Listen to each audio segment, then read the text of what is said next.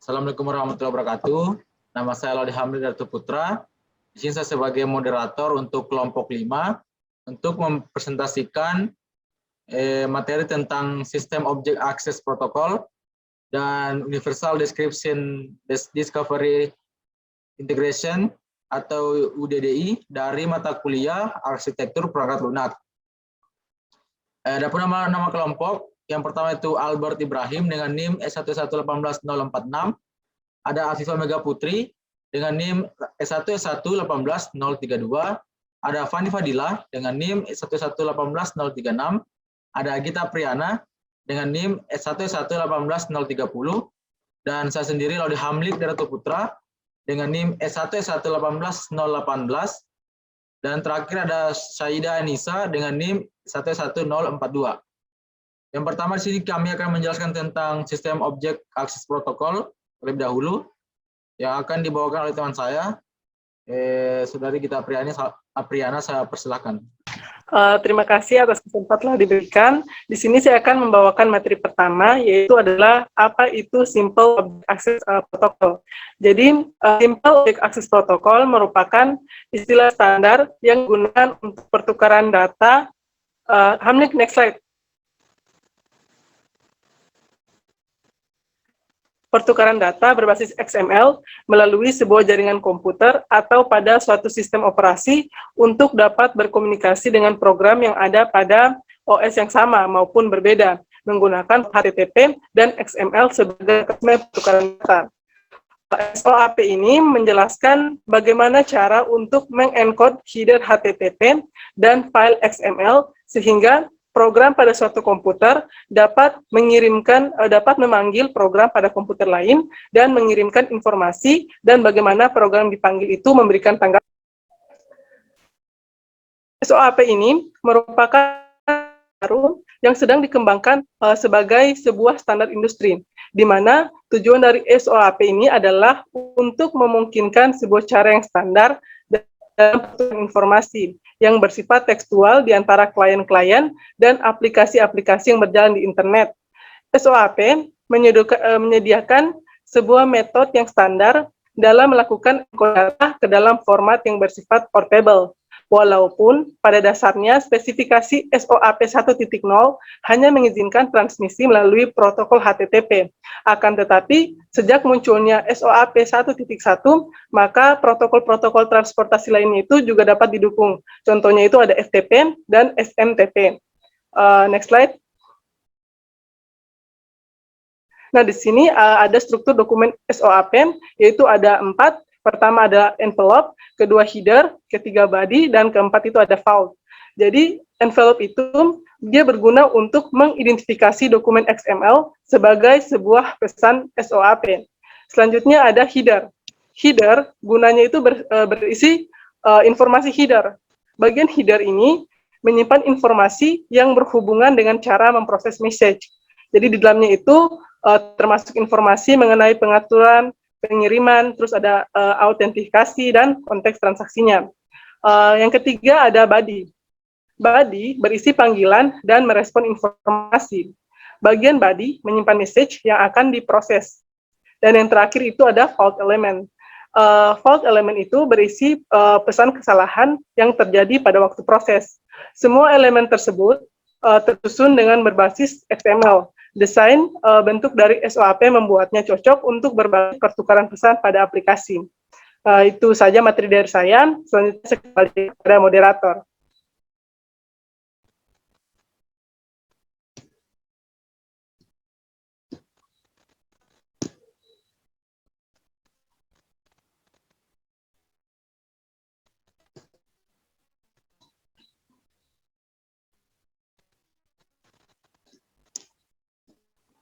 Oke, selanjutnya saya akan menjelaskan sendiri tentang bagaimana cara kerja dari Simple Object Access Protocol. Jadi di sini saya memberikan gambar atau contoh dari penerapan Simple Object Access Protocol dalam web service. Di sini kita lihat bahwa ada dua, ada SOAP server dan SOAP client.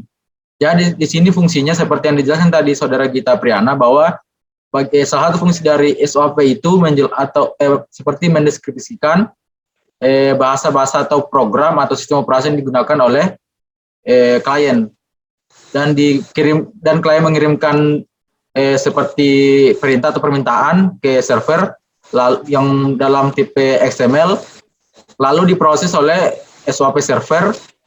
Setelah diproses, maka dikembalikan lagi kepada SOP klien dalam bentuk responnya itu dalam bentuk tipe datanya itu XML kembali, dan kemudian SOP server, SOP klien menerima informasi dan dapat ditampilkan di aplikasi klien berbasis web.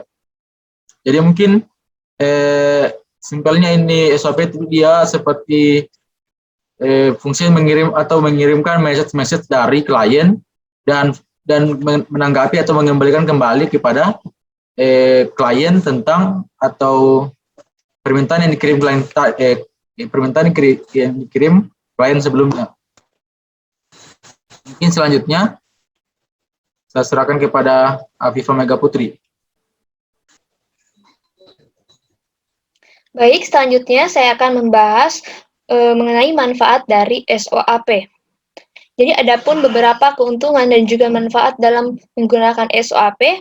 Yang pertama, SOAP ini adalah protokol lightweight atau ringan yang digunakan untuk pertukaran data antar aplikasi. Jadi SOAP ini didasarkan pada bahasa XML atau Extensible Markup Language yang merupakan bahasa pertukaran data yang ringan. Selanjutnya, SOAP dirancang untuk menjadi platform dan juga sistem operasi yang independen. Jadi, protokol SOAP ini dapat bekerja pada aplikasi yang berbasis bahasa pemrograman apapun dan juga platform Windows dan juga Linux. Lalu yang ketiga, SOAP bekerja pada protokol HTTP atau Hypertext Transfer Protocol yang merupakan protokol default yang digunakan oleh semua aplikasi web.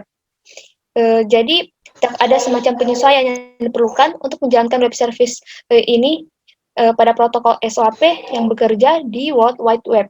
Dan yang keempat, SOAP digunakan untuk mengembangkan layanan web yang memerlukan beberapa bahasa untuk dapat berbicara dengan aplikasi klien. Dan protokol ini juga direkomendasikan oleh konsorsium W3C yang merupakan badan pengatur untuk semua standar web. Baik, selanjutnya.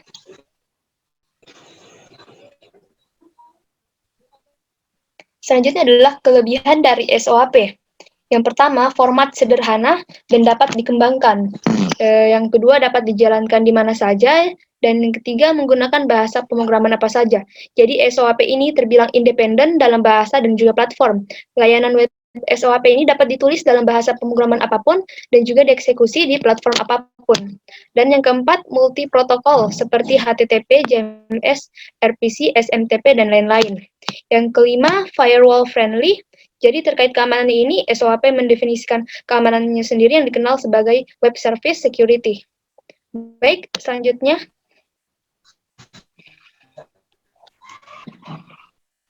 Selanjutnya adalah kekurangan SOAP. Jadi yang pertama, kerugian terbesar dari SOAP adalah protokol kelas berat untuk arsitektur kelas berat.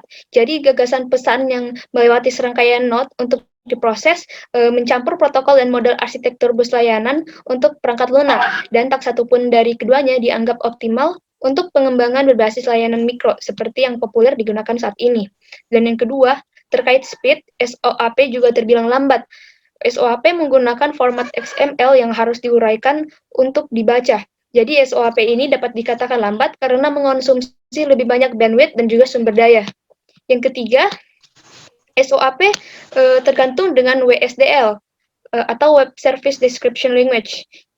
Jadi SOAP menggunakan WDSL dan tidak memiliki mekanisme lain untuk menemukan sebuah service atau layanan. Baik, itulah tadi materi yang saya bawakan. Selanjutnya saya kembalikan ke moderator. Oke, itu sedikit penjelasan dari Saudara Mega. Mungkin kita lanjut kepada materi selanjutnya, yaitu Universal Description and Discovery and Integration atau UDDI.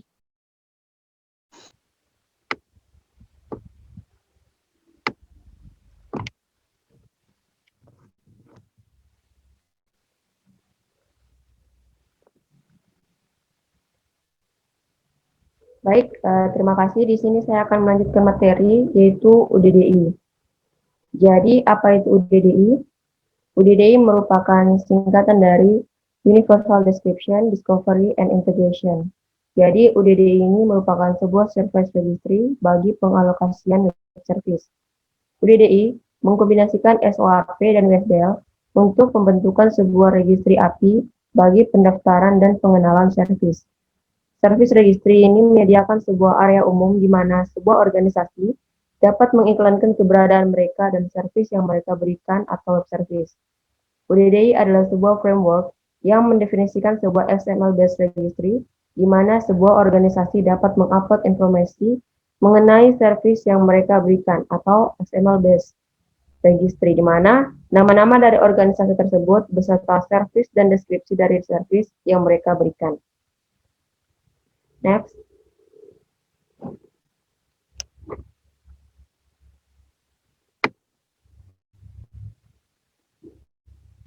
Jadi di sini kita bisa lihat bahwa ada 4 komponen web service atas peran UDDI.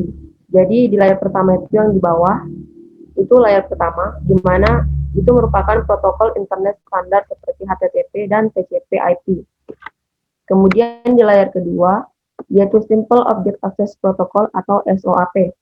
Di sini, jadi di layar kedua ini adalah sebuah XML-based markup language untuk pengertian pesan di antara aplikasi-aplikasi.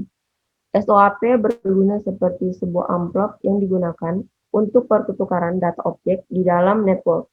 SOAP mendefinisikan 4 aspek di dalam komunikasi: message envelope, encoding, RPL call authentication, dan bagaimana menyatukan sebuah message di dalam protokol transport. Kemudian ada di layar ketiganya yaitu Service Description atau WSDL. Di sini di layar ketiga adalah sebuah XML-based language untuk mendeskripsikan XML. Di sini menyediakan service yang mendeskripsikan service request dengan menggunakan protokol-protokol yang berbeda dan juga encoding. Ia akan memfasilitasikan komunikasi antara aplikasi. WSDL akan mendeskripsikan apa yang akan dilakukan oleh web service, bagaimana menemukan dan bagaimana untuk mengoperasikannya. Kemudian yang ke layar keempat yaitu Service Publication dan Discovery atau DDI sendiri. Di sini di layar keempat ini merupakan sebuah service registry bagi pengalokasian web service. UDDI mengkombinasikan SOAP dan WSDL untuk pembentukan sebuah registry API bagi pendaftaran dan pengenalan service. Next.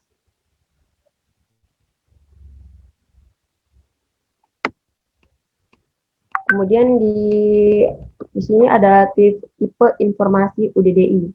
Jadi di tipe informasi UDDI itu perusahaan dapat mendaftarkan dirinya ke dalam 3 tipe informasi dalam UDDI registry. Informasi ini dimasukkan dalam ketiga elemen, yaitu white page, yellow page, dan green page. Jadi white page sendiri berisi informasi dasar tentang perusahaan dan bisnisnya. Informasi kontak bisnis terdiri dari nama bisnis, alamat, nomor telepon, NPWP, dan sebagainya. Informasi ini penting bagi pihak lain yang ingin tahu bisnis perusahaan tersebut. Kemudian yang kedua ada yellow page, di mana di sini berisi rincian lebih lanjut tentang perusahaan termasuk kemampuan e-commerce. Kemudian di sini juga digunakan skema kategori industri, kode produk, kode identifikasi bisnis. Informasi ini memudahkan customer mencari produk yang mereka inginkan.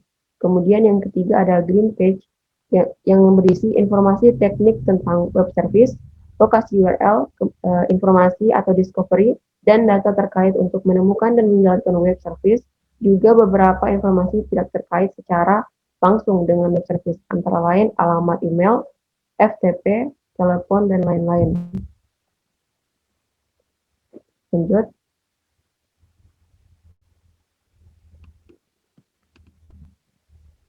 Kemudian bagaimana ketiga elemen ini bekerja, yaitu UDDI Registry, Web Service Customer, dan Web Service Provider.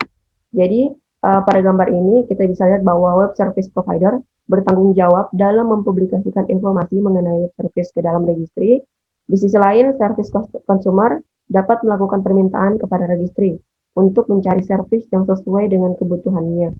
Kemudian setelah servis tersebut sudah terletak di dalam registry, servis requestor dapat terhubung dengan servis dan sudah dapat digunakan.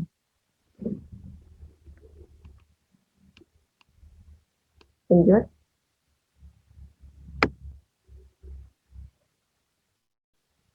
Kemudian ada manfaat-manfaat dari UDDI sendiri. Yang pertama, memungkinkan untuk menemukan bisnis yang tepat dari jutaan yang sedang online.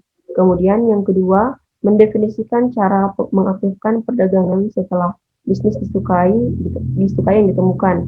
Kemudian yang ketiga, menjangkau pelanggan baru dan meningkatkan akses ke pelanggan saat ini. Yang keempat, memperluas penawaran dan memperluas jangkauan pasar. Dan yang kelima, menggambarkan layanan dan proses bisnis pemrograman dalam satu, terbuka, dan aman lingkungan. Jadi, dengan UDDI, masalah spesifikasi ini dapat atasi atau dapat dipecahkan. Baik, mungkin itu saja dari saya. Saya kembalikan ke moderator.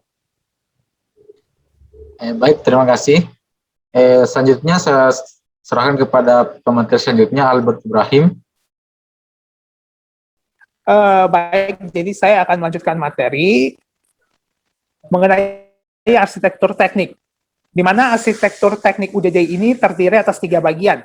Yang pertama ada data model, ini berupa skema XML yang digunakan untuk menggambarkan bisnis dan web service.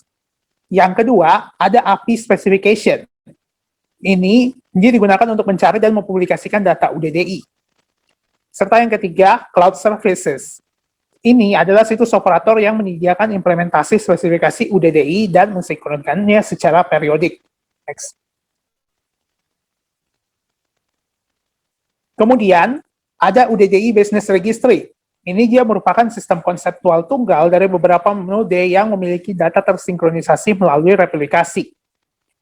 UDDI ini sendiri berisi skema XML yang menggambarkan 5 struktur data. Yang pertama ada business entity, kemudian yang kedua business service, ketiga binding template, keempat T-model, dan kelima publisher assertion. Yang pertama adalah business entity. Business entity sendiri ini menyatakan penyedia web services dalam suatu registry UDDI. Informasi dalam entitas bisnis ini meliputi nama perusahaan, deskripsi bisnis, informasi kontak, serta informasi lainnya. Lalu ada business service, di mana di business service ini disimpan semua web service yang disediakan oleh suatu entitas bisnis. Business service ini berisi informasi mengenai bagaimana cara menemukan web service, apa tipe web service-nya, dan termasuk ke dalam kategori taksonomi yang mana. Nah, pada gambar di bawah, ini terlihat penggunaan Universally Unique Identifiers atau UUIDs dalam atribut business key dan service key. Di mana pada setiap entitas bisnis dan business service diidentifikasi unik dalam seluruh registry UDDI melalui UUID yang diberikan registry ketika informasi pertama kali dimasukkan. Lalu ada binding template. Pada bagian ini tersimpan informasi teknis bagaimana caranya suatu service ini dapat diakses. Yang terkait dengan web service, ada alamat web service dan parameter. Di antaranya juga termasuk hal yang tidak berhubungan dengan web service seperti email, FTP, Cobra, dan telepon. Suatu service mungkin memiliki beberapa binding atau kaitan, misalnya web service binding atau telepon binding. Pada gambar di bawah ini memperjelas mengenai konsep dari binding template itu sendiri. Business service boleh memiliki beberapa binding template. Service boleh menyatakan implementasi berbeda dari suatu service yang sama, masing-masing dikaitkan dengan sekumpulan protokol atau alimat jaringan yang berbeda. Next. Lalu ada T-model. T-model atau technical model ini tidak memiliki hubungan eksplisit antara UDDI dengan WSDL. Binding template ini berisi access point, tetapi belum ada informasi mengenai bagaimana cara memakainya. Nah, di sini muncullah T-model atau technical model yang menghubungkan deskripsi interface dengan suatu binding. Beberapa binding sendiri boleh merujuk kepada suatu interface yang sama. ini mirip dengan industri penerbangan mengidentifikasikan interface standar pada suatu pemesanan tiket. Maskapai penerbangan menerapkan interface di model ini. Next. Dan yang terakhir ada publisher assertion. Publisher assertion ini menjelaskan hubungan antara dua atau lebih entitas bisnis, bagian atau departemen. Struktur publisher assertion ini terdiri atas 3 elemen. Yang pertama, from key atau business key pertama, kemudian to key atau business key kedua, serta key reference. Tag key reference ini berisi hubungannya. Contoh dari penggunaan masing-masing publisher assertion ini dapat dilihat pada gambar di bawah. Saya kira demikian, saya kembalikan ke moderator. Baik, terima kasih untuk materinya. Selanjutnya, saya persilakan kepada Saudari Caida Anissa untuk menjelaskan materi selanjutnya. Oke, terima kasih. Mungkin langsung saja. Jadi, interface inquiry mendefinisikan 10 operasi untuk pencarian registry UDDI. Nah, yang pertama ini ada find binding, di mana ini berfungsi untuk mencari web service yang cocok dengan informasi binding. Kemudian yang kedua ada find business, ini mencari entitas bisnis. Kemudian yang ketiga find Aid service, ini untuk mencari data web service. Kemudian yang keempat ada find T model, ini untuk mencari T modelnya. Kemudian yang kelima ada get binding detail, mendapatkan informasi rinci web service yang sesuai dengan binding. Kemudian yang keenam ada get business detail, ini untuk mendapatkan rincian entitas bisnis dan web service-nya. Kemudian yang ketujuh ada get business detail X, ini untuk mendapatkan informasi registrasi entitas bisnis lengkapnya. Kemudian yang kedelapan ada get service detail, ini untuk mendapatkan rincian bisnis service. Kemudian yang ke-9 ini ada get T model detail, ini untuk mendapatkan rincian informasi registrasi sesuai T model. Nah, kemudian yang terakhir ada find relate business, untuk menemukan bisnis terkait melalui relationship dari modelnya. Next. Nah, kemudian ini ada spesifikasi dari UDDI, ada 3. Nah, yang pertama, UDDI replication. Nah, dokumen ini menjelaskan proses replikasi data dan interface yang operator registrinya itu harus sesuai untuk mencapai replikasi data antar situs. Kemudian yang kedua ini ada UDDI Programmer API, ini untuk dokumen ini menguraikan perilaku dan saya ralat UDDI Programmer API ini spesifikasinya mendefinisikan satu set fungsi yang mendukung semua pendaftar UDDI untuk bertanya tentang layanan host di registry dan untuk mempublikasikan informasi tentang bisnis atau layanan ke registry. Nah, yang terakhir, UDDI operator ini menguraikan perilaku dan parameter operasional yang dibutuhkan oleh UDDI operator simpul.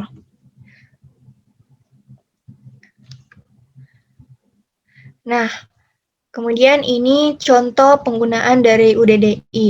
Yang pertama, kita memilih operator yang dapat digunakan untuk bekerja, kemudian membangun atau mendapatkan klien UDDI seperti yang disediakan oleh operator, kemudian mendapatkan token autentikasi dari operator, kemudian setelah itu kita daftar informasi tentang bisnis, kemudian lepaskan token autentikasinya, kemudian kita gunakan API penyelidikan untuk menguji pengambilan informasi termasuk informasi template yang mengikat untuk memastikan bahwa seseorang yang memperoleh dapat digunakan dengan sukses untuk berintegrasi dengan layanan Anda. Kemudian kita isi informasi T modelnya dalam kasus seseorang ingin mencari layanan yang diberikan dan bisnis sebagai salah satu penyedia layanan menemukan. Kemudian terakhir, memperbarui informasi yang diperlukan. Mungkin Itu saja, saya kembalikan ke moderator.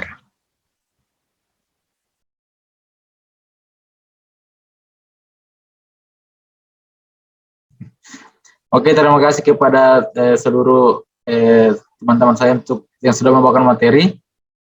Itulah materi dari kelompok 5 tentang Simple Object Access Protocol dan Universal Description Discovery and Integration. Semoga materi yang kita bawakan bisa bermanfaat untuk yang nonton, yang dengar. Terima kasih. Kita tutup dengan wassalamualaikum warahmatullahi wabarakatuh.